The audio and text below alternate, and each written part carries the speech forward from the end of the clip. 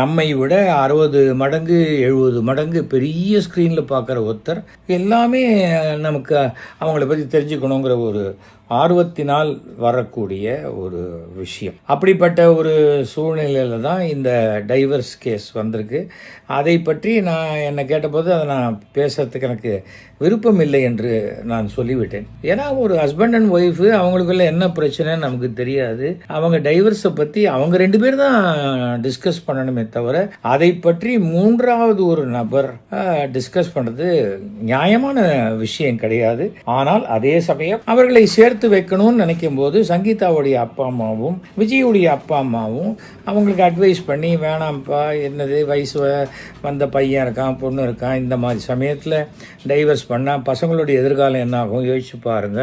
இது விஜய்க்குன்னு இல்லை, யாராக இருந்தாலுமே டைவர்ஸ் பண்ணக்கூடிய யாராக இருந்தாலும் அந்த குடும்பத்தில் இருக்கிறவங்க ஒரு நல்ல எண்ணத்தில் சொல்லக்கூடிய ஒரு விஷயம்தான்.